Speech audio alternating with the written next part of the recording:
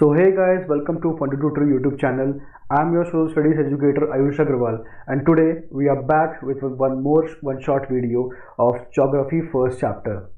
Okay, so आज हम start करने वाले हैं ज्योग्राफी की फर्स्ट चैप्टर जो रिसोर्सेज के बारे में बात करती है, लैंड रिसोर्सेज, सॉइल रिसोर्स के बारे में बात करती है। ठीक है, इस पूरे चैप्टर को मैंने अलग अलग स्लाइड्स में ब्रेक कर दिया है। इस चैप्टर में ऐसा कुछ भी नहीं है जो इम्पोर्टेंट नहीं है, इसलिए थोड़ी सी वीडियो लंबी हो सकती है। हो सकता है मेरा स्पीड थोड़ा सा ज़्यादा हो, तो आप थोड़ा मैनेज करके चलना। ठीक है, ये एक रिवीजन वीडियो है तो थोड़ी सी स्पीड रखना ज़रूरी है। ठीक है, क्योंकि बाकी वीडियोस भी जल्दी जल्दी लेके आने हैं ना। सो मेरी पहले भी एक वीडियो आ चुकी है जो कि हिस्ट्री के ऊपर वन शॉट है, फर्स्ट चैप्टर को, नेशनलिज्म इन यूरोप पे। आपने देखिए, आप जाके देख लो। ठीक है, और आज का लेक्चर हम स्टार्ट करेंगे। इस लेक्चर में हम पढ़ेंगे कि रिसोर्सेज क्या होते हैं, रिसोर्सेज कितने प्रकार के होते हैं, कितने टाइप्स के होते हैं, रिसोर्सेज का डिस्ट्रीब्यूशन किस तरह से होता है, लैंड किस प्रकार के होते हैं, लैंड का डिस्ट्रीब्यूशन इंडिया में कैसा है। ठीक है, इंडिया हमारा मेन कोर एरिया रहेगा, इंडिया के बारे में बात होगी। ठीक है, इंडिया में लैंड कैसा है, किस तरह से डिवीजन है लैंड का, और सॉइल इंडिया में कितने प्रकार के मिलते हैं, सॉइल्स की फीचर्स क्या है, सॉइल्स कहाँ मिलते हैं, और सॉइल्स किस भी क्रॉप के लिए ज़्यादा अच्छे हैं या किस एरिया में मिलते हैं, इन सब चीज़ों पे हम डिस्कशन करने वाले हैं। ठीक है, सो बिना कोई टाइम वेस्ट किए स्टार्ट करते हैं आज का वन शॉट जो कि है ज्योग्राफी पे। ठीक है, let's begin. So first of all, what is resource. ठीक है, एक क्वेश्चन आता है व्हाट इज रिसोर्स, तो रिसोर्स के बारे में यहाँ पे हम लोग बात करेंगे। तो everything available in our environment, environment में जो कुछ भी अवेलेबल है, ठीक है, जो हमारी नीड्स को, मतलब हमारी ज़रूरतों को सेटिस्फाई कर सके, उसको हम लोग बोलते हैं रिसोर्स। ठीक है, ह्यूमन भी रिसोर्स है। ठीक है, अगर आप बात करो तो ये ग्लास भी एक रिसोर्स है क्योंकि हमारी नीड्स को सेटिस्फाई कर रहा है। ठीक है, एवरीथिंग इज अ रिसोर्स। ठीक है, वॉच, लाइट, जो कैमरा हम यूज कर रहे हैं, जिसपे हम देख रहे हैं, फोन, सब कुछ रिसोर्स है। ठीक है, जो इट इज टेक्नोलॉजिकली एक्सेसिबल, जिसको हम लोग टेक्नोलॉजी का यूज करके एक्सेस कर सके, उसको रिसोर्स बोल सकते हैं। ठीक है, इकोनॉमिकली फीजिबल हो और कल्चरली एक्सेप्टेबल हो। ठीक है, जिसको हमारा कल्चर बिना किसी दिक्कत के एक्सेप्ट कर ले, उसको हम लोग रिसोर्स बोलते हैं। ठीक है, बहुत ही आसान भाषा में रिसोर्स जो भी चीज़ हमारी ज़रूरतों को पूरा करती है, जो हमारी जिस चीज़ की हमें ज़रूरत है वो एक रिसोर्स है।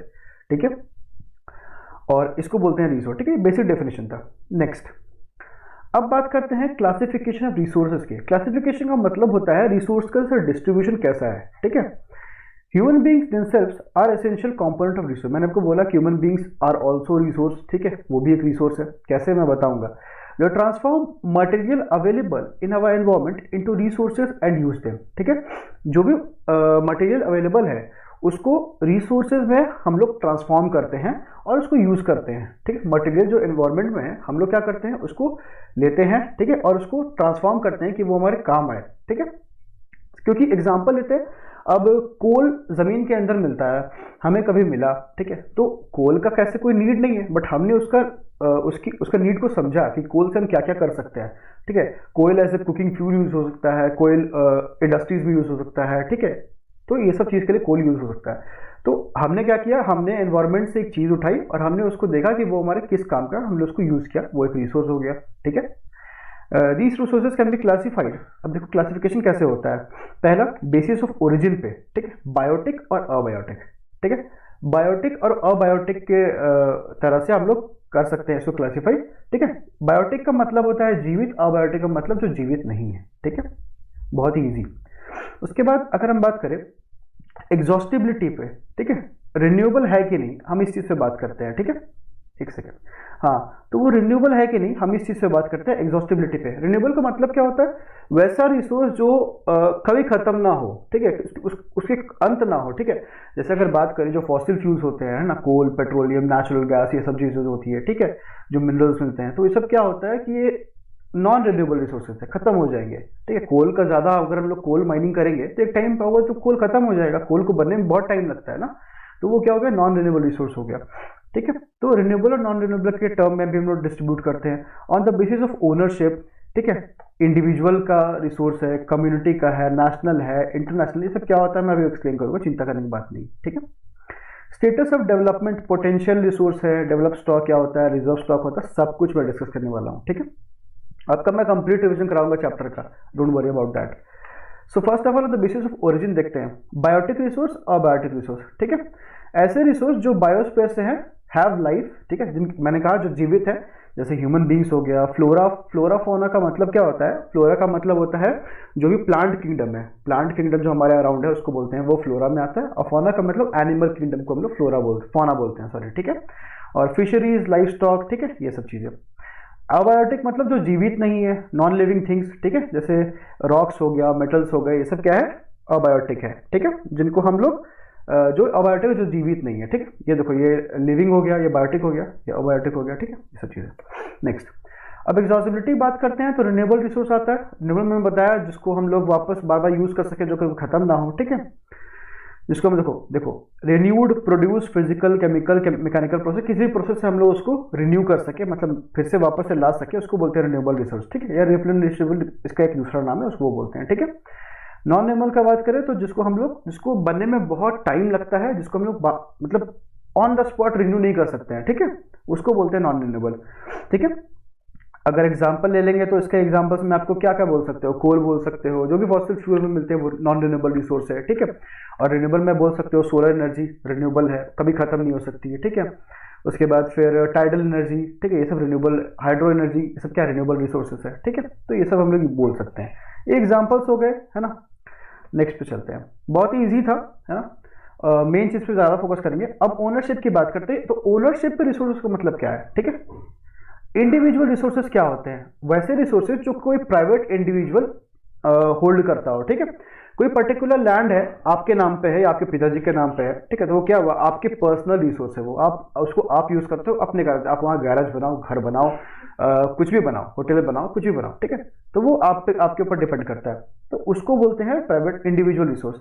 कम्युनिटी ओन्ड रिसोर्स, जिसको एक कम्युनिटी होल्ड करती हो। बहुत सारा आपने देखा होगा छोटी छोटी कम्युनिटीज होती हैं, ठीक है, जो किसी टेम्पल को जो किसी टेम्पल का निर्माण करवाती है, जो जिनका कोई लैंड होता है, वो लैंड पे कुछ वो सेवा का काम करती है, ठीक है, कोई एनजीओ बनाती है, तो वो क्या, वो रिसोर्स उनका है, एक कम्युनिटी ओन करती है उस रिसोर्स को, ठीक है, उसको बोलते हैं कम्युनिटी ओन रिसोर्स, ठीक है। आई होप आपको क्लियर हो रहा होगा।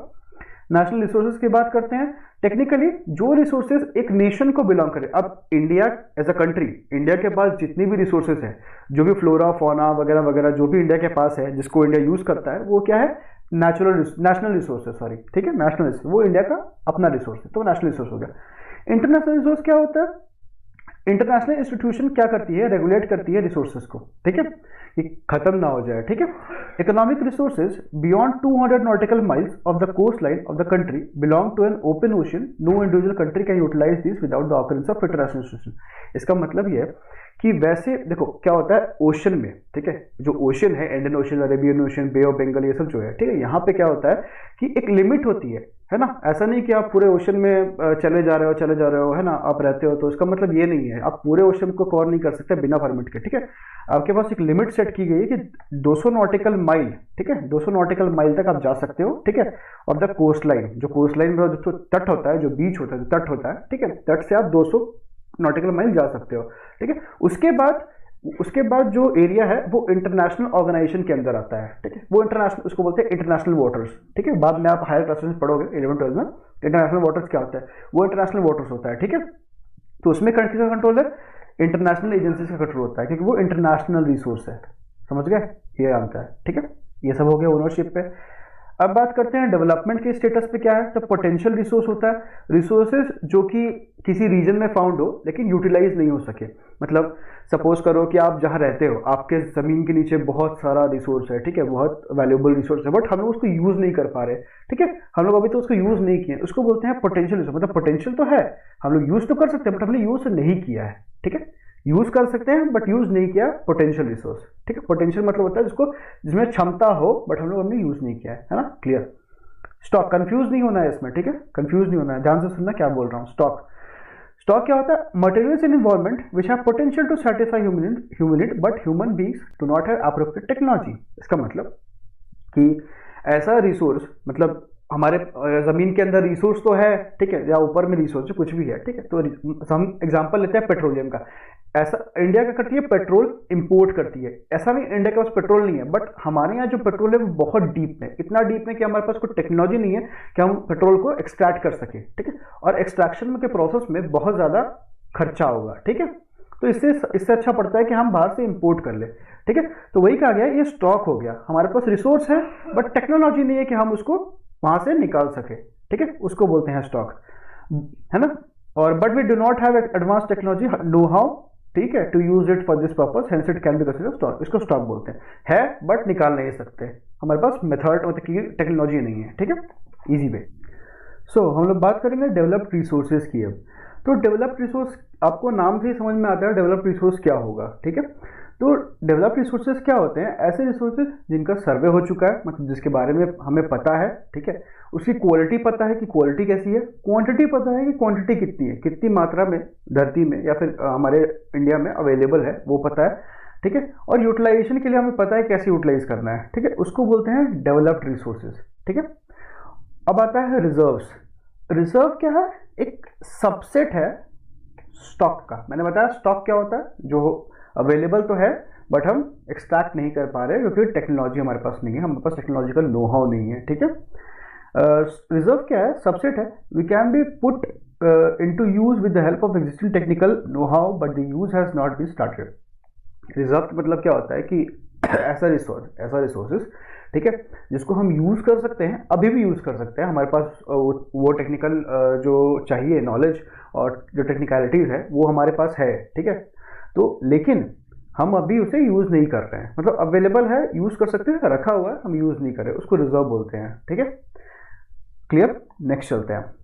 अब बात करते हैं सस्टेनेबल डेवलपमेंट की। हम लोग बहुत जूनियर क्लासेस से पढ़ रहे हैं सस्टेनेबल डेवलपमेंट, अभी तक तो इसका जो डेफिनेशन होता है वो हमें याद भी हो गया होगा, है ना, कि फ्यूचर के लिए जो डिशेज यूज करना वगैरह वगैरह, है ना। तो देखते हैं यहाँ क्या बोला जाता है। सस्टेनेबल इकोनॉमिक डेवलपमेंट का मतलब होता है development should take place without damaging the environment. बिना एनवायरमेंट को डैमेज किए जो डेवलपमेंट हो उसे सस्टेनेबल डेवलपमेंट कहते हैं, ठीक है। जैसे अब कोई फ्लाईओवर बन रहा है, कोई ब्रिज बन रहा है, ठीक है, तो हम लोग क्या बोलते हैं, डेवलपमेंट हो रहा है कंट्री में, ठीक है, बट उसके कारण क्या होता है, कितने सारे मतलब पेड़ काटे जाते हैं, ठीक है, डिफॉरेस्टेशन होता है उससे, ठीक है, जो ज़मीन होती है वो खराब हो जाती है, ठीक है, ये सब चीज़ें। अभी एक बहुत लेटेस्ट न्यूज़ है, बिल्कुल लेटेस्ट, एकदम फ्रेश न्यूज़। अभी आप न्यूज़ में देख रहे होंगे कि कोई पर्टिकुलर जगह, I don't remember the name, ठीक है, वहाँ पे क्या हो रहा है, लैंडस्लाइड हो रहा है, मतलब कि वहाँ पे जो लैंड है वो टूट रहा है, ठीक है, और जो वहाँ पे इमारतें हैं, मतलब बिल्डिंग्स है, वो उसमें क्रैक आ गया है, वो कभी गिर सकते हैं, ठीक है, वहाँ से लोगों को शिफ्ट किया जा रहा है। वो क्यों हुआ? वो एक डेवलपमेंटल प्रोजेक्ट के कारण हुआ, एक टनल या फिर एक रोड बन रहा है उसके कारण हुआ, ठीक है। तो ये क्या हुआ? सस्टेनेबल डेवलपमेंट नहीं हुआ, इससे क्या हो रहा है, एनवायरमेंट को नुकसान हो रहा है, ठीक है, लोगों को नुकसान हो रहा है। तो बोला था सस्टेनेबल डेवलपमेंट मतलब डेवलपमेंट जिससे वो ऐसा डेवलपमेंट जिससे एनवायरमेंट डैमेज ना हो, ठीक है, and development in the present should not compromise with the needs of future generation. इसका मतलब सिंपल सा ये है कि भाई इतना यूज करो, मतलब जितनी की जरूरत है, एक्सेसिव यूज मत करो, और कम से कम जो हमारे आने वाली पीढ़ी है, हमारी जो फ्यूचर है, ठीक है, आपके जो आने वाली पीढ़ी है, तो उनके लिए बचा के रखो, कि उनके ऐसा नहीं कि सब अभी खत्म कर दे कि उनके लिए कुछ बचे ना, ठीक है। मतलब जैसे सपोज करो आप बैठे हुए हो किसी घर में, ठीक है, और वहाँ पे आपको आपकी मदर कुछ देती है खाने के लिए, ठीक है, तो आप उसको खा रहे हो, ठीक है, नॉर्मल चीज़ एवरी हाउस होल्ड में होता है। तो और आपका कोई भाई या छोटी बहन है, ठीक है, तो आपको पूरा खत्म नहीं करना है, वेट करना है कि भाई वो भी आ सके, वो भी टेस्ट कर सके इस चीज़ को, समझ रहे हो। बहुत ईजी लैंग्वेज में मैंने समझाने की कोशिश की। सस्टेनेबल डेवलपमेंट इसी को बोलते हैं, मतलब यूज़ करो तो ऐसा करो कि आगे वाले के लिए भी थोड़ा बचा रहे, ठीक है, इसको बोलते हैं। नेक्स्ट, रियो डी जेनेरियो अर्थ समिट 1992, बहुत इंपॉर्टेंट टॉपिक है, ठीक है, आगे भी आप लोगों को मिलेगा एग्जाम्स में, कॉम्पिटिटिव एग्जाम्स में भी बहुत पूछा जाता है, ठीक है। तो इसके बारे में जानते हैं ये क्या था। ये बेसिकली सस्टेनेबल डेवलपमेंट के बारे में बात करता है, ठीक है। इन जून 1992, जून में हुआ था। More than 100 head of state met in Rio de Janeiro in Brazil. ये कहाँ पे है? ब्राजील में, ठीक है, रियो डी जेनेरियो ये ब्राजील में है। यहाँ पे 100 हेड मिले थे स्टेट्स के, ठीक है, स्टेट्स का मतलब यहाँ पे कंट्री है, ठीक है, मतलब 100 देशों के हेड जो है वो वहाँ पे मिले थे, ठीक है। फॉर द फर्स्ट इंटरनेशनल, ये पहला अंतर्राष्ट्रीय अर्थ समिट है, इंटरनेशनल अर्थ समिट फर्स्ट, ठीक है। The summit was convent for addressing urgent problems of environmental protection. Environment का प्रोटेक्शन के लिए बेसिकली ये समिट बुलाया गया था कि अर्जेंट था, ठीक है, जो प्रॉब्लम्स एनवायरमेंट में हो रहे हैं उसको सॉल्व करने के लिए समिट आया था, ठीक है। एंड सोशियो इकोनॉमिक डेवलपमेंट है ग्लोबल लेवल, ठीक है, ग्लोबल मतलब कि इंटरनेशनल लेवल का।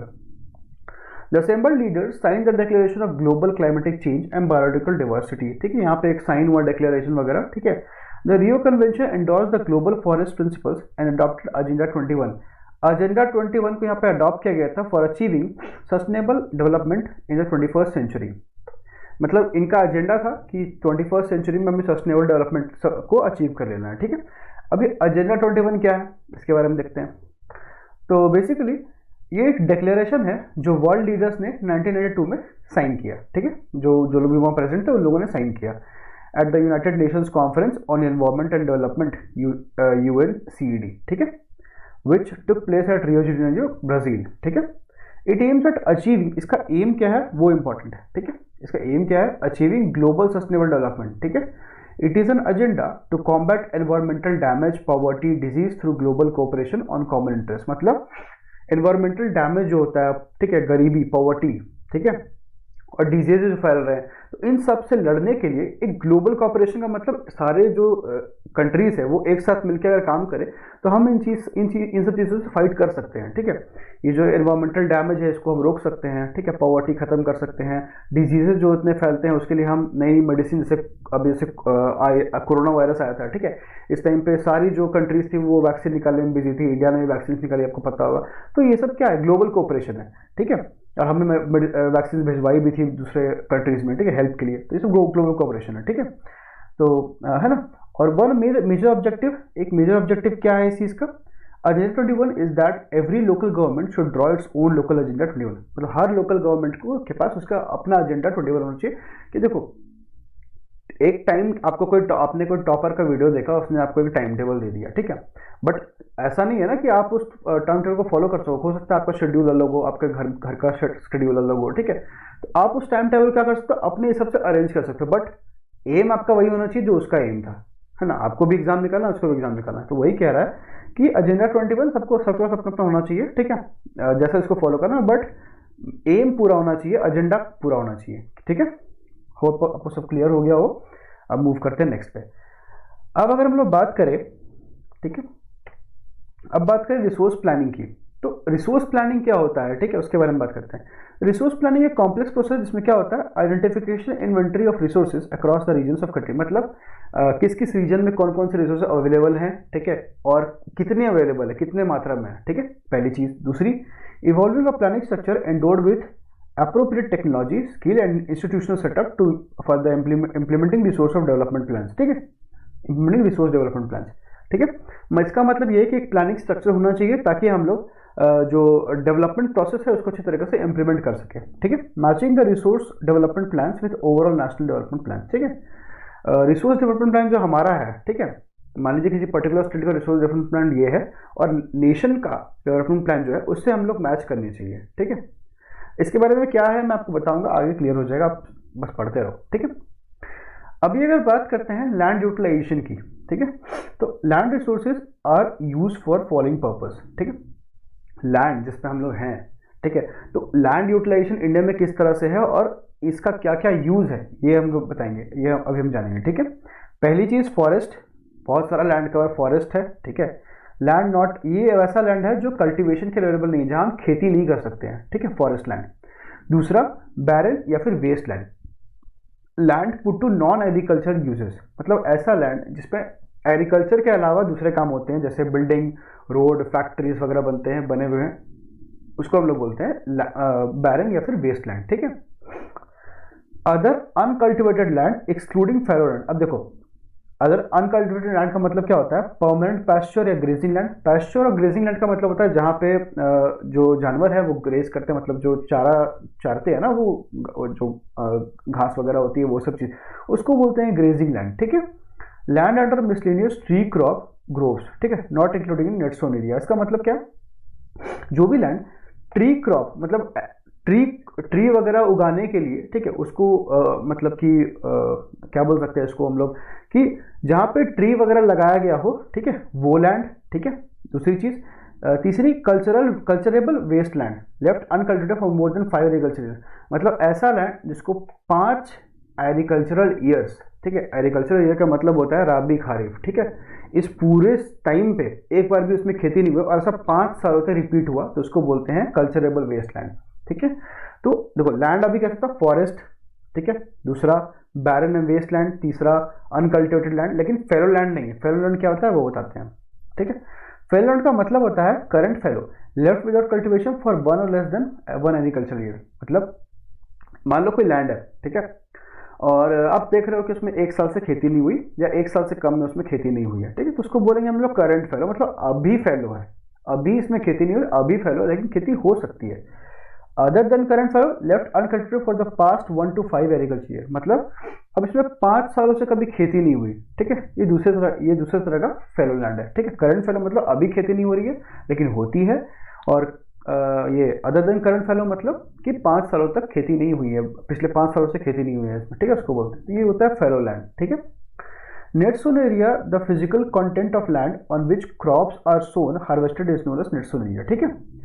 मतलब देखो फिजिकल एक्सटेंट जो लैंड का होता है, ठीक है, जिसपे क्रॉप्स को उगाया जाए, जैसे मान लो कोई लैंड है उस पर क्रॉप्स को उगाया जाए, ठीक है, और हार्वेस्ट करने के लिए उसको बोलते हैं नेट सोन एरिया। मतलब नेट सोन एरिया का मतलब क्या है ना, देखो मैं आपको एग्जांपल बताता हूँ। सपोज करो ये एक लैंड है, ठीक है, और इसके ऊपर क्या हुआ कि हमने इतने ही पार्ट पे, आधे पार्ट पे, ठीक है, आधे पार्ट पे हमने क्या किया कि क्रॉप लगाया, आधे पार्ट पे नहीं लगाया। इसका नेट सोन एरिया क्या होगा, ये जो आधा पार्ट जिसपे क्रॉप उगा हुआ है, ठीक है, जिसपे क्रॉप हमने उपजाया है, वो होगा हमारा नेट सोन एरिया, ये नहीं होगा, ठीक है, इसको बोलते हैं नेट सोन एरिया, ठीक है। तो वही बात की गई नेट सोन एरिया। तो 5 तरह के अपने लैंड देखे है ना, फॉरेस्ट, बैरन और अदर अनकल्टिवेटेड लैंड और फेलो लैंड और नेट सोन एरिया, ठीक है। अब चलते हैं नेक्स्ट पे। ये देखो ये डिस्ट्रीब्यूशन है, ठीक है, फॉरेस्ट और वेस्ट लैंड वगैरह का, कि पहले कैसा था। ये देखो 1960-61 में टाइम पे कितना था और अभी कितना है, देख लो। तो ये देख लो, अब देख लो तो ये 45.5% हो चुका है, ठीक है, ये नेट सोन एरिया है, ठीक है, और उस पहले कम था, अभी ज़्यादा हो चुका है नेट सोन एरिया। ये ब्लू अगर आप देखते हो तो ये फॉरेस्ट कवर है, फॉरेस्ट कवर पहले 18% था, अभी 23% फॉरेस्ट कवर है, ठीक है। फिर बात करें बैरन लैंड, ये रेड वाला जो 12% था, अभी 5% बैरन लैंड बचा हुआ है, जो कि अच्छी बात है, ठीक है। इस तरह से ये दिया हुआ है पिक्चर, आप इसको देख लेना, आपकी बुक से लिया गया है, एनसीईआरटी से, ठीक है। नेक्स्ट चलते हैं। अब बात करते हैं लैंड डिग्रेडेशन एंड कंजर्वेशन में। लैंड डिग्रेडेशन का मतलब क्या होता है, जब देखो लैंड जो है ना वो कभी कभी होती है कि बहुत सारे ह्यूमन एक्टिविटीज की वजह से खराब हो जाती है, ठीक है। मतलब जो उपजाऊ जमीन है वो उसमें क्या होता है कि क्रॉप फिर उग नहीं पाते हैं, ठीक है, उसमें हम लोग क्रॉप को सो नहीं कर पाते हैं, ठीक है, और ये सब चीज़ें होती हैं। और लैंड को खराब करने के ह्यूमन एक्टिविटीज़ तो बहुत सारे हैं, उसके बहुत सारे रीजन है, हम उसको जानेंगे और उसको कैसे उससे बचाएं वो भी जानेंगे। तो 95% of our basic needs for food, shelter, clothing ये हमें लैंड से मिलता है, ठीक है, कॉमन चीज़। ह्यूमन एक्टिविटीज़ से डिग्रेडेशन होता है, मैंने आपको बताया, ठीक है, but have also elevated the pace of natural resources to cause damage. Natural forces से भी लैंड खराब होती है, जैसे अर्थक्वेक वगैरह हो गया, ठीक है। Some human activities such as deforestation, है ना, जब डिफॉरेस्टेशन मतलब पेड़ों को काटना, ठीक है, जंगल को खत्म करना, ओवर ग्रेजिंग, बहुत ज़्यादा ग्रेजिंग करवा देना जानवरों को अपने, ठीक है, तो उससे क्या होता है लैंड की जो कैपेबिलिटी होती है वो खत्म हो जाती है। माइनिंग करना, आपने देखा होगा कि अगर आप झारखंड बिहार रीजन से होंगे, ठीक है, छत्तीसगढ़ वगैरह, तो आपने देखा होगा कि वहाँ माइनिंग बहुत ज़्यादा, बहुत लार्ज स्केल पे होती है, ठीक है। तो माइनिंग करने के बाद क्या किया जाता है कि माइन को वैसे ही छोड़ दिया जाता है, उससे कोयला वगैरह जो भी निकालना है वो निकाल लिया रिसोर्स, उसको वैसे ही छोड़ दिया गया। तो उससे क्या होता है वो ज़मीन अब कोई काम की नहीं है, वो वेस्ट लैंड है एक तरह से, उसमें कुछ नहीं हो सकता है। वो ऐसी प्रॉपर्टी हो जाती है जहाँ पे आप कुछ बना नहीं सकते, क्योंकि बनाओगे वो कब गिर जाए पता नहीं, क्योंकि वो अंदर से खाली हो चुकी है, ठीक है। तो उस पर कुछ बना नहीं सकते, उस पर आप खेती तो कर ही नहीं सकते, ठीक है। तो वो पूरी तरह से वेस्ट लैंड है। तो माइनिंग क्या करता है, लैंड को बर्बाद ही कर रहा है, ठीक है। Quarrying to have contributed significant land degradation, ठीक है। Mining have cause severe land degradation, मैंने आपको बताया, ठीक है, वो कभी भी कोलैप्स कर सकती है, वो खाली खाली माइंस होती है, ठीक है, उसके अंदर से जो निकालना होता है निकाल लिया जाता है और उसको वैसे ही छोड़ दिया जाता है। बहुत सारे लोगों को डेथ भी होती है माइंस में जाने से, ठीक है, तो ये न्यूज़ में आते रहता है। और ओवरग्रेजिंग भी एक बहुत बड़ा रीज़न है, ठीक है। क्या होता है कि ये बड़े से एरिया में आप लगातार मतलब ग्रेज करवाए जा रहे हो, मतलब अपने जानवरों को लेके जाते हो, ठीक है, बट वहाँ हो सकता है अगर रेन वगैरह नहीं हुई तो फिर वापस से कुछ ग्रो नहीं कर पाता, ठीक है, तो ये इसके कारण भी लैंड बर्बाद हो जाती है। नेक्स्ट, अब बात करें ओवर इरिगेशन भी लैंड डिग्रेडेशन का एक रीज़न है। इरिगेशन आपने सुना होगा अच्छा होता है क्रॉप्स के लिए, बट ओवर इरिगेशन, ओवर चीज़ किसी भी चीज़ में ओवर करोगे तो खराब हो जाएगी। पढ़ाई भी ओवर करोगे खराब हो जाएगी, ठीक है, कुछ भी ओवर करोगे खराब हो जाएगी, ठीक है। तो हर चीज़ लिमिट में करना चाहिए। तो ओवर इरिगेशन करोगे तब भी लैंड खराब होती है। क्यों, कैसे होती है? वाटर लॉगिंग, ठीक है। क्या होता है कि वाटर लॉगिंग होती है, उससे क्या होता है, सैलिनिटी मतलब जो नमकीनपन होता है ना, हम क्या बोलते हैं, सलाइन क्या होता है, सलाइन का मतलब होता है नमकीनपन, ठीक है। तो और अल्कलिनिटी सॉइल में बढ़ जाती है, ठीक है, मतलब सॉइल में सॉल्ट कंटेंट आ जाता है। जब पानी बहुत ज़्यादा टाइम तक जमा रहता है ना तो उसमें सॉल्ट कंटेंट आता है। इसके कारण क्या होता है, जो सॉइल है वो खराब हो जाती है और वो लैंड खराब हो जाता है, फिर उसमें से आप खेती नहीं कर पाओगे, उसमें बहुत दिक्कत होती है। ठीक है, तो इसलिए ओवर इरिगेशन भी बहुत बड़ा रीज़न है। ठीक है, सीमेंट इंडस्ट्री का बात करें, calcite and soapstone for ceramic industry, ठीक है, generate huge quantity of dust in atmosphere. जब सीमेंट वगैरह बनता है, ठीक है, या फिर अगर बात करो सेरामिक वगैरह बनता है, तो क्या होता है, बहुत डस्ट पैदा होता है, ठीक है, एटमॉस्फेयर में। और ये डस्ट बाद में क्या होता है, लैंड पे आके गिरता है। ठीक है, यही डस्ट बाद में लैंड पे आके गिरेगा, उड़ते तो नहीं रहेगा ये ना हवा में, ये एक दिन सेटल डाउन होगा। तो जब लैंड पे सेटल होता है तो इससे भी लैंड की जो क्वालिटी है वो खराब हो जाती है। ठीक है, industrial effluents as waste have become a major source of land and water pollution. ठीक है, इंडस्ट्रियल एफ्लुएंट्स का मतलब बेसिकली ये होता है, इंडस्ट्री से जो कचरा बाहर निकलता है उसके बारे में बात की जा रही है। ठीक है, वो मेजर सोर्स है लैंड और वाटर पोल्यूशन का। वो पानी नदियों में बहा दिया जाता है, ठीक है, वो तो हमें पता ही है। और लैंड में भी हम बहुत बार इंडस्ट्री का वेस्ट जो है फेंक दिया जाता है, तो उससे भी लैंड खराब हो जाती है। तो ये सब चीज़ें हैं। ठीक है, तो ये बेसिकली लैंड डिग्रेडेशन इन सब चीज़ों से होता है। ठीक है, हमने वो बताया। अब हम बात करेंगे कंजर्वेशन की, कंजर्वेशन कैसे करते हैं। तो यहाँ पे बहुत सारे वेज हैं जिससे हम इन चीज़ को सॉल्व कर सकते हैं। ठीक है, पहला एफॉरेस्टेशन। एफॉरेस्टेशन डिफॉरेस्टेशन का अपोजिट है। डिफॉरेस्टेशन में पेड़ काटा जाता है, एफॉरेस्टेशन में पेड़ लगाए जाते हैं। ठीक है, तो एफॉरेस्टेशन अगर ज़्यादा पेड़ हम लगाएं, वृक्षारोपण करें, तो उससे हम लोग लैंड को ठीक कर सकते हैं।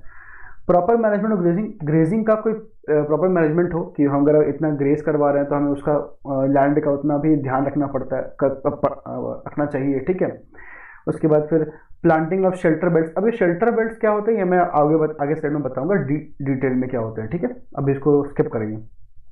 Control no overgrazing. Overgrazing ना हो, मतलब आप टाइम टू टाइम अपना जो एरिया है ग्रेजिंग का उसको शिफ्ट करते रहे। ऐसा नहीं कि लगातार इसी पे ग्रेज करवा रहे, अब किसी और लैंड पे चले जाओ। ठीक है, टाइम टाइम शिफ्ट करते रहोगे तो क्या होगा कि ओवर ग्रेजिंग एक जगह पे नहीं होगा। ठीक है, stabilising of sand dunes by growing thorny bushes. ठीक है, जो सैंड ड्यून्स क्या होते हैं ना, कि जब देखो सैंड जहाँ पे जो भी सैंडी एरिया है वहाँ पे क्या होता है, जब हवा चलती है, विंड आती है, तो सैंड एक तरफ से उड़कर दूसरी तरफ जाता है। बहुत बार ये क्या होता है कि लैंड में मतलब जमा होते जाता है। ठीक है, तो इसको हम लोग रोक सकते हैं थॉर्नी बुशेस को लगा के। थॉर्नी बुशेस लगा देंगे तो सैंड जो है वो जो उड़ रहा है वो रुक जाएगा, वो उड़ेगा नहीं। ठीक है, हम लोग ये चीज़ कर सकते हैं। तो ये सब कुछ मेथड्स थे, सिंपल मेथड्स। ठीक है, अब हम लोग आते हैं सॉइल पे, सॉइल एज अ रिसोर्स पे। ठीक है, सॉइल कैसे एक रिसोर्स है हमारे लिए, उसके बारे में बात करेंगे। देखो सॉइल एक बहुत इंपॉर्टेंट नेचुरल रिन्यूएबल रिसोर्स है। सॉइल कभी खत्म नहीं होगा, सॉइल तो मतलब खत्म हो ही नहीं सकता है, ऑब्वियस सी बात है। ठीक है, एक मीडियम है प्लांट ग्रोथ का और different type of living organism को सपोर्ट करता है अर्थ पे। ठीक है, soil is a living system. ठीक है, ऐसा आप लोग सुनेंगे सॉइल जीता है, ठीक है, सॉइल भी सांस लेता है, ऐसा नहीं होता। सॉइल एक लिविंग सिस्टम है। ठीक है, लिविंग सिस्टम बोलने का मतलब क्या है, it takes millions of years to form soil up to a few centimetre of depth. ठीक है, सॉइल को बनने में बहुत टाइम लगता है। ठीक है, इसलिए इसको बोलते हैं एक लिविंग सिस्टम है, समझ रहे हो, क्योंकि बहुत स्लोली इसका ग्रोथ होता है। इसको बना मतलब इसको खुद से हम लोग को सॉइल बनाना नहीं पड़ता है, सॉइल अपने आप बनता है। ठीक है, रिलीफ, पेरेंट रॉक और बेड रॉक। ठीक है, climate, vegetation and other forms of life and time are important factors in the formation of soil. Formation of soil में फैक्टर्स कौन कौन से उसके बारे में बात करें। रिलीफ का मतलब होता है कि आसपास का एनवायरनमेंट कैसा है, ठीक है, वेदर फिनोमेना कैसा है वगैरह वगैरह, उसको बोलते हैं रिलीफ फीचर।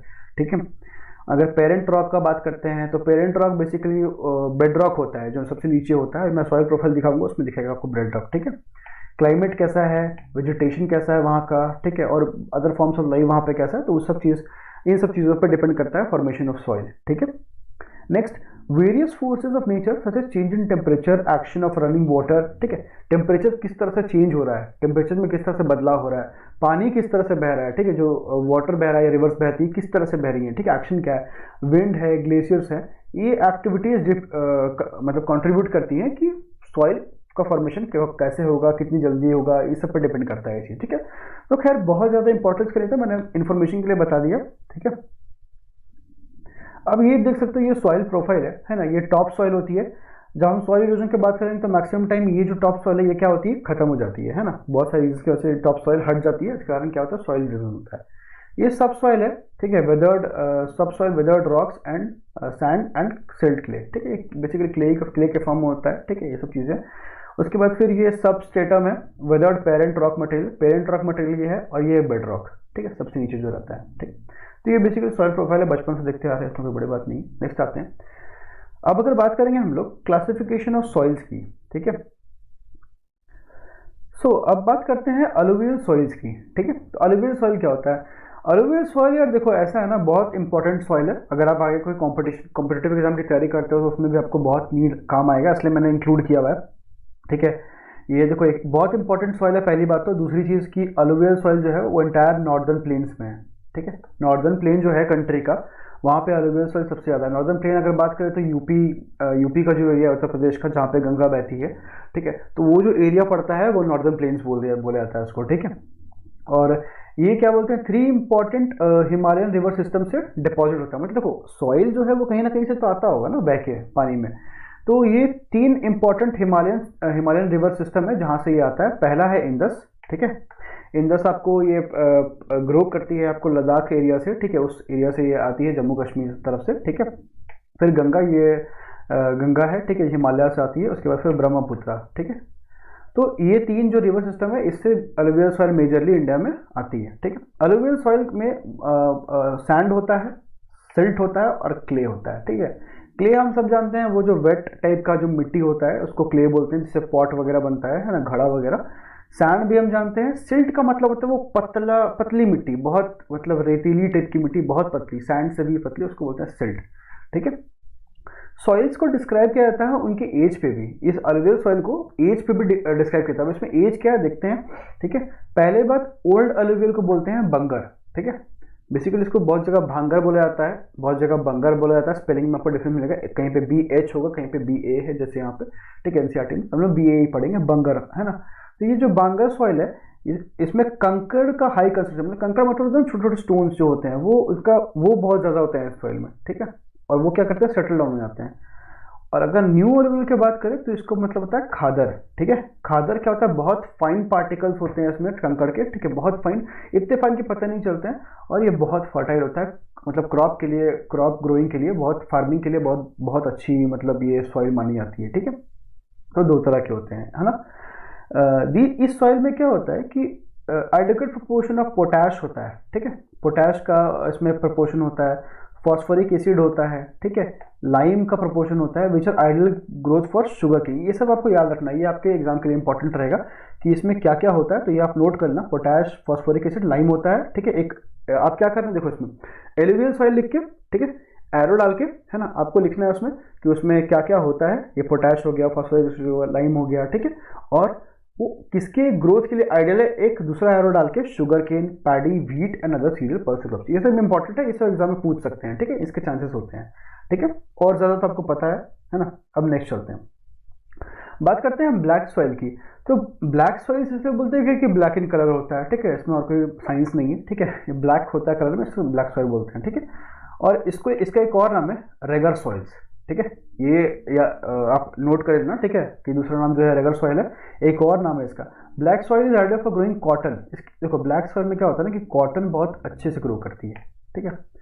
कहीं भी ब्लैक सॉइल पड़ोगे उसमें पता चलेगा कि कॉटन बहुत अच्छे से ग्रो करती है, ग्रोइंग कॉटन के लिए बहुत अच्छा है, इसलिए इसको बोलते हैं ब्लैक कॉटन सॉइल, ठीक है। इसको भी नोट कर लो कि ब्लैक सॉइल के 2 नाम है, रेगर सॉइल और ब्लैक कॉटन सॉइल, ठीक है। इस सॉइल को टिपिकली डेक्कन ट्रैप बासल्ट रीजन में ये मिलता है, ठीक है, जो कि नॉर्थ वेस्ट डेक्कन प्लेट्यू में है and is made up of lava floor. अब डेक्कन का जो एरिया है, ठीक है, डेक्कन के एरिया को क्या बोलेंगे, कौन सा एरिया है, ये जो मध्य प्रदेश वगैरह वाला रीजन है, इसको बोलते हैं हम लोग डेक्कन का एरिया, ठीक है। और and cover the plateaus of Maharashtra, ठीक है, ये महाराष्ट्र, सौराष्ट्र, मालवा, मध्य प्रदेश मैंने आपको बताया ना, छत्तीसगढ़, ये जो एरिया है, मिडिल का जो एरिया है बेसिकली उसको कवर करता है ये ब्लैक सॉइल, ठीक है। और ये साउथ ईस्ट में एक्सटेंड करता है गोदावरी और कृष्णा वैलीज तक, ठीक है। Black soil are made up of extremely fine clayey material, clayey material से बना होता है, कॉटन के लिए बढ़िया होता है, ठीक है। और सबसे इनकी जो खासियत ये है कि इनकी कैपेसिटी की मॉइस्चर को ये होल्ड कर सके। अगर एलुवियल सॉइल आप लेते हो और उसमें 1 गिलास पानी डालोगे तो क्या होगा, वो पानी निकल जाएगा, ठीक है। ब्लैक सॉइल को लोगे, उसमें पानी डालोगे, वो देखना उसमें बहुत सारा पानी वो अपने आप में होल्ड कर लेगा, बहुत कम पानी उसमें से बहेगा। इसको बोलते हैं मॉइस्चर होल्डिंग कैपेसिटी। तो ब्लैक सॉइल की ये अच्छी है। और कॉटन को यही चाहिए होता है ग्रोइंग के लिए, इसीलिए कॉटन ब्लैक सॉइल में सबसे अच्छा ग्रो करता है, ठीक है। एडिशन में बात करें तो there are rich in soil nutrient, इसमें बहुत अच्छे होते हैं, सच एज कैल्शियम कार्बोनेट होता है, मैग्नीशियम होता है, पोटैश होता है, लाइम होता है, ठीक है। अब these soils are generally poor in phosphoric, देखो अब अलुवियल सॉइल में फॉस्फोरिक कंटेंट था, ठीक है, सॉरी ये देखो अब क्या होता है, इस सॉइल में फॉस्फोरिक कंटेंट कम है, ठीक है। These soils are sticky when wet, ठीक है। जब देखो ये क्लेई मटेरियल से बनता है, क्ले क्या होता है, क्ले वाली मिट्टी में ये होती है कि उसमें पानी डाल दोगे तो वो बहुत स्टिकी हो जाएगा, ठीक है, बहुत स्टिकी हो जाता है। तो वही बोला जा रहा है कि soils are sticky when wet and difficult to work on unless area immediately after the unless urea immediately after the first shower out during the pre monsoon period, ठीक है। इसमें कुछ मिसटाइप है शायद, आई गेस। तो बेसिकली कहने का मतलब ये है कि ये जब वेट होता है तो इसमें काम करने में बहुत दिक्कत होती है, ठीक है, तब इसमें कुछ ग्रो करने में बहुत प्रॉब्लम होती है, ठीक है। बेसिकली वही बोला जाता है प्री मानसून पीरियड में, या फिर जब फर्स्ट शावर आता है मानसून का तब। तो ये ब्लैक सॉइल के बारे में डिटेल थी, इसके आप शॉर्ट नोट्स बना लो, ठीक है। नेक्स्ट अब आता है रेड और येलो सॉइल। तो रेड सॉइल, देखो रेड सॉइल क्या होता है, क्रिस्टलाइन इग्नियस रॉक से बनता है, ठीक है, इन एरियाज ऑफ लो रेनफॉल, जहाँ बहुत कम वर्षा होती है वहां पे, ठीक है, eastern and southern part of Deccan plateau, ठीक है, ईस्टर्न और साउदर्न, ठीक है, मतलब डेक्कन प्लेट्यू मान लो ये है तो इसके ईस्टर्न पार्ट में और साउदर्न पार्ट में, ठीक है, डेक्कन प्लेट्यू में। Yellow and red soils are also found parts of Orissa, देखो ये कहाँ है, उड़ीसा में है, छत्तीसगढ़ में है, ठीक है, southern parts of middle Ganga plain and along the piedmont zone of western Ghats, ठीक है, वेस्टर्न घाट जो कंट्री में है इस साइड में, ठीक है। आपको शायद उल्टा दिख रहा होगा क्योंकि मैं जो कैमरा है वो रिवर्स किया हुआ है, तो वेस्टर्न घाट आप देख लेना मैप पे, आपको समझ में आ जाएगा, ठीक है। मैं दिखाऊंगा तो आधे से ज़्यादा बच्चे कंफ्यूज हो जाएंगे कि मैं किस तरफ इशारा कर रहा हूँ। These soils develop reddish colour due to diffusion of iron. अब ये रेड कैसे हो जाता है, देखो क्या होता है, आयरन का जब डिफ्यूजन हो जाता है ना इन क्रिस्टलाइन मेटामॉर्फिक रॉक वगैरह में, ठीक है, जो मेटामॉर्फिक रॉक होते हैं उसमें जब आयरन का डिफ्यूजन होता है, Fe का जब डिफ्यूजन होता है तो इस रीजन से ये जो सॉइल होता है वो रेडिश हो जाता है, ठीक है, रेड कलर इसमें आ जाता है, ठीक है। It looks yellow when it occurs in hydrated form, जब ये फॉर्म जो है हाइड्रेटेड हो जाता है, ठीक है, तो ये येलो दिखता है, ठीक है। ये बहुत ज़्यादा टेक्निकल चीज़ आपको जानने की जरूरत नहीं है, आपको जानने की जरूरत है कहाँ मिलता है, तो ये एरियाज वगैरह है, ठीक है, बस उतना जानने का, अभी उतना ही जानो, ठीक है। नेक्स्ट बात करते हैं लैटराइट सॉइल की। लैटराइट सॉइल क्या होता है, ये वर्ड कहाँ से है, लेटर से, लैटिन वर्ड है लेटर, वहाँ से, इसका मतलब होता है ब्रिक, ठीक है। Laterite soil are mostly deep to very deep, ठीक है, एसिडिक, इसका पीएच जो होता है, पीएच वैल्यू जो होती है वो 6 से स्मॉल होती है, तो ये एसिडिक होता है, ये जो सॉइल होता है वो एसिडिक होता है टेम्परेचर में, ठीक है। General differentiation plant nutrient occur mostly in southern states, के साउदर्न स्टेट्स में मिलेगा, मतलब जो कर्नाटका तमिलनाडु वगैरह का जो एरिया है, ठीक है, वहां पे मिलेगा। Western Ghats region of Maharashtra, Orissa, some parts of West Bengal और नॉर्थ ईस्टर्न रीजन, ठीक, इस जगह पे मिलता है, ठीक है। अगर बात करें इट इज ह्यूमस रिच, ठीक है, इसमें ह्यूमस बहुत ज़्यादा होता है और बहुत यूजफुल है टी वगैरह ग्रो करने के लिए, टी कॉफ़ी, ठीक है। तो देख सकते हो कि कौन सा एरिया यहाँ पे बताया गया, वेस्टर्न घाट महाराष्ट्र का, ठीक है, उड़ीसा और कुछ पास वेस्ट बंगाल का, नॉर्थ ईस्ट रीजन मिलता है, और वहाँ पे देखो टी की खेती तो होती ही है, मैं हमने देखा है, ठीक है, और कॉफ़ी वगैरह वहाँ पे उगाया जाता है, तो ये लैटराइट सॉइल पे होता है, ठीक है, क्योंकि इसमें ह्यूमस ज़्यादा होता है। रेड लैटराइट सॉइल्स इन तमिलनाडु, ठीक है, ये तमिलनाडु में मिलता है, मैंने आपको बताया साउथ में, ठीक है। Andhra Pradesh and Kerala are most suitable for crops like cashew nut, cashew nut मतलब होता है काजू, ठीक है, कंफ्यूज नहीं होने की जरूरत है, काजू उसका मतलब होता है। और ये कहाँ पे, तमिलनाडु, आंध्र प्रदेश, केरला, जहाँ पे रेड सॉइल मिलता है, इन 3 जगह पे, तो यहाँ पे काजू की खेती होती है, ठीक है। तो ये हो गया लैटराइट सॉइल के बारे में इन्फॉर्मेशन। आप आई होप आप नोट बना रहे होंगे। नोट्स मेकिंग बहुत इंपॉर्टेंट है इन सब चीज़ों के बारे में, क्योंकि ये याद नहीं रहते। नोट मेकिंग करो और बार बार रिवाइज करते रहोगे तो याद हो जाएंगे, ठीक है। और बहुत ज़्यादा हार्ड भी नहीं है, ईजी चीज़ है, ठीक है। अब बात करते हैं एरिड सॉइल्स, मतलब एरिड का मतलब क्या होता है, एरिड वो रीजन होता है जहाँ पे बारिश बहुत कम होती है, ठीक है। Arid soils range from red to brown colour, देखो एरिड सॉइल का जो कलर है वो रेड से ब्राउन कलर तक हो सकता है, ठीक है।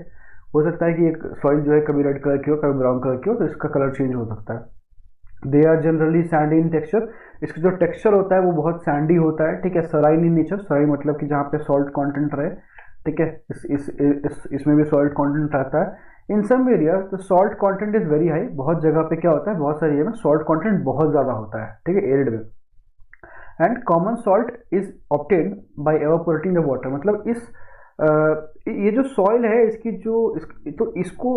इसमें अगर मतलब पानी है, ठीक है, इस सॉइल में अगर ये सॉइल अगर वाटर कंटेन कर रहा है तो आप इसको एवापोरेट करोगे तो आपको इसमें से नमक भी प्राप्त होता है, कॉमन सॉल्ट, जो कि हम लोग यूज करते हैं अपने घर में, उसको बोलते हैं कॉमन सॉल्ट। तो कॉमन सॉल्ट भी आप इससे निकाल सकते हो जहाँ भी सॉल्ट कंटेंट बहुत हाई हो एरिड सॉइल में, ठीक है। तो ये चीज़ है। After proper irrigation these soil become cultivable as has been in case of western Rajasthan, ठीक है। अगर अच्छे से इरिगेशन की जाए एरिड सॉइल की तो इसमें भी आप खेती कर सकते हो, ठीक है। जैसे होता क्या है, देखो अगर नेचुरली देखा जाए तो जिस भी सॉइल में सॉल्ट कॉन्टेंट यानी सैलिनिटी रहती है, जो सॉल्ट साइन रहता है, ठीक है, वहाँ आप उसमें खेती नहीं कर सकते हो, उसमें खेती नहीं होती है, ठीक है।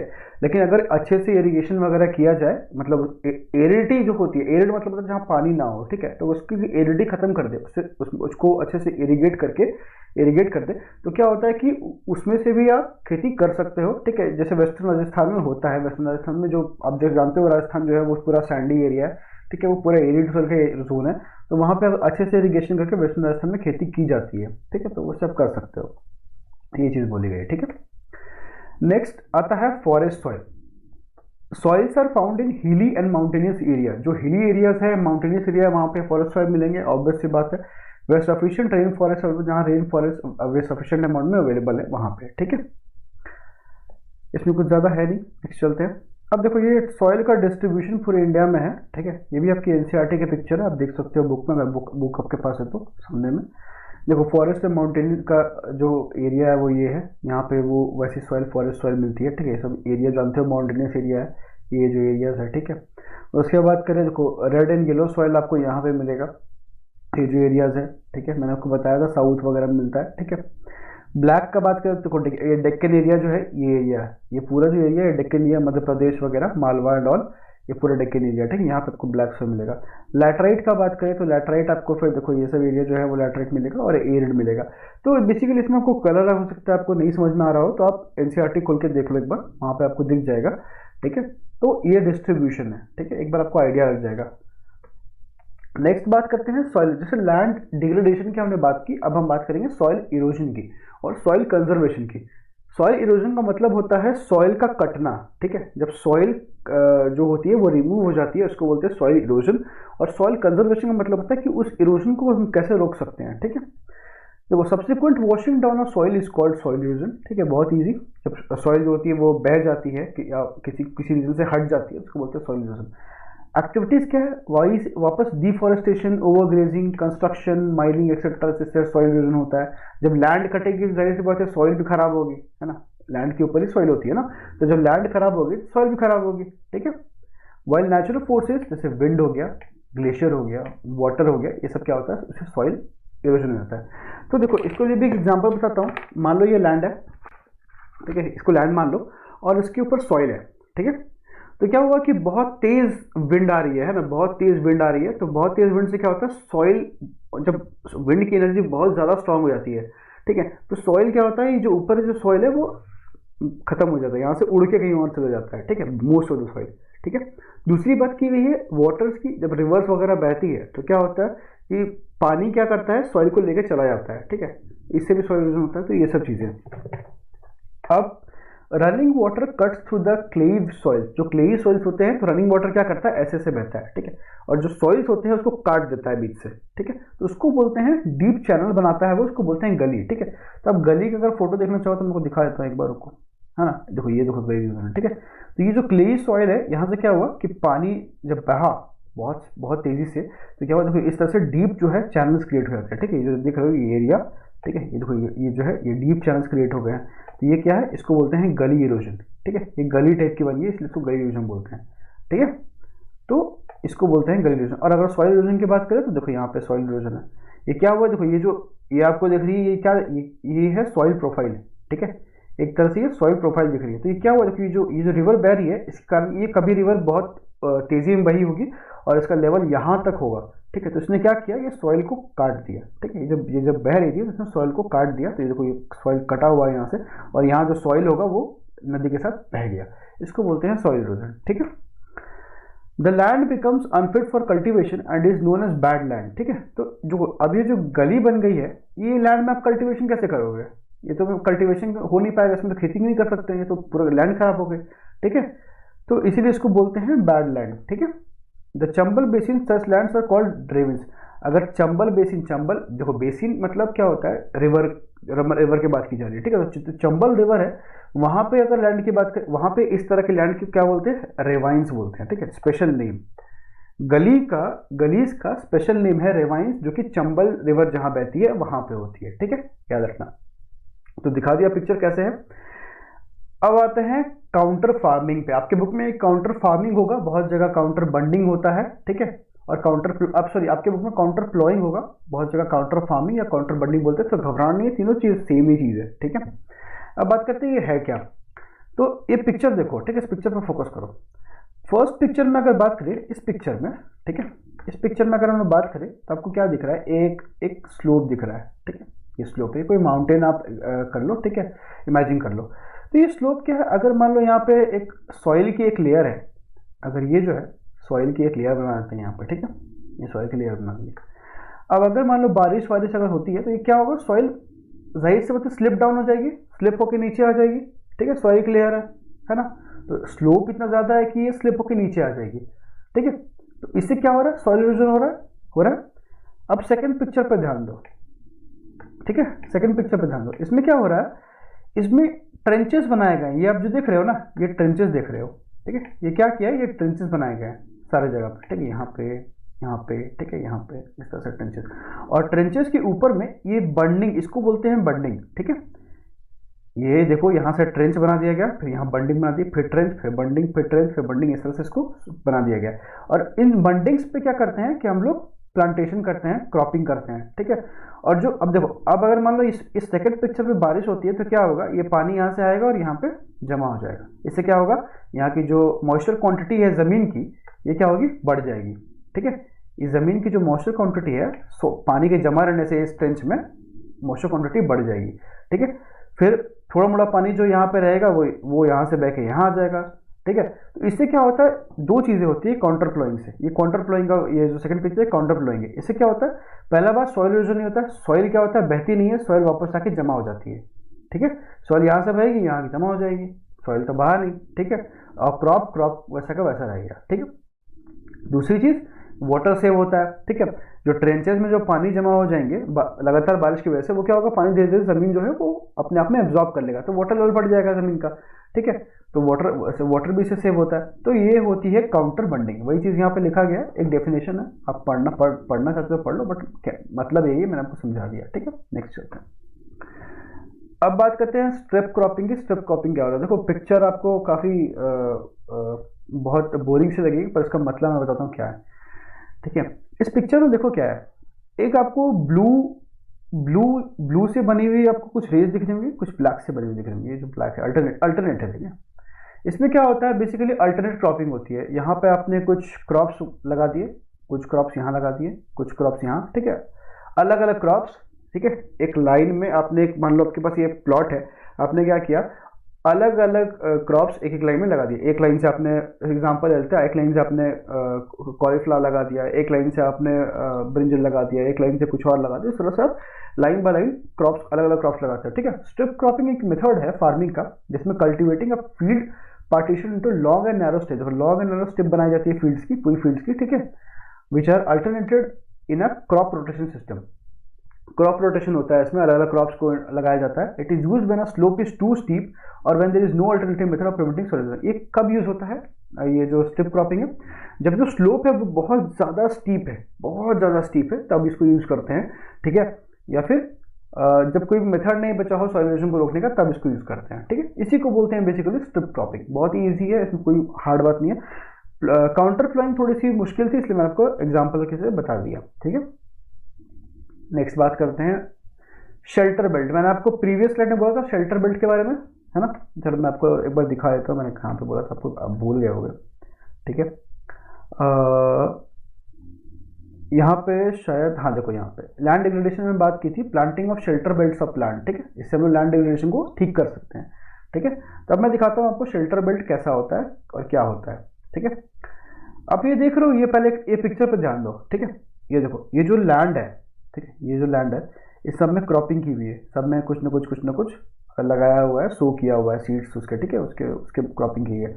अब इसमें क्या किया जाता है कि बीच में देखो ये बड़े बड़े श्रब्स लगा दिए गए। ठीक है, ये बड़े बड़े श्रब्स, यहाँ बड़े बड़े श्रब्स लगा दिए गए। ठीक है, वहाँ भी देखो बड़े बड़े श्रब्स, यहाँ देखो, हर जगह क्या किया गया, थोड़े से पेड़ में क्रॉपिंग की गई, फिर उसके साइड में एक बाउंड्री टाइप की बनाई हुई है। ठीक है, ये अगर लैंड है जिसके दोनों तरफ से बाउंड्री बना दी गई है, ठीक है, श्रब्स की, ठीक है। यहाँ भी देख सकते हो, यहाँ भी श्रब्स की, मतलब उसको पूरा पैक कर दिया गया सबसे, एक बाउंड्री टाइप बनाई हुई है। तो देखो इसको बोलते हैं शेल्टर बेल्ट, ठीक है। इसमें क्या होता है, planting usually made up of one or more rows of trees or shrubs planted in such a manner as to provide shelter from the wind and protect soil from erosion।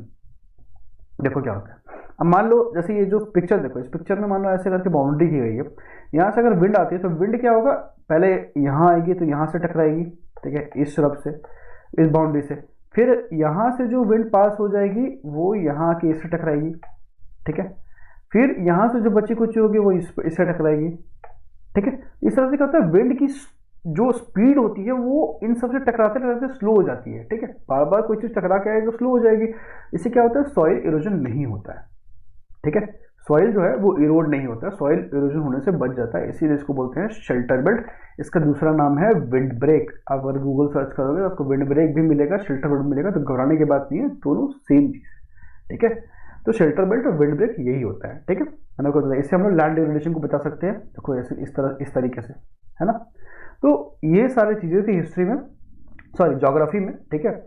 तो आज की class यहीं पर खत्म होती है guys, और पूरी ज्योग्राफी की फर्स्ट चैप्टर मैंने आपको पूरा निचोड़ दे दिया इस पूरी वीडियो में, ठीक है।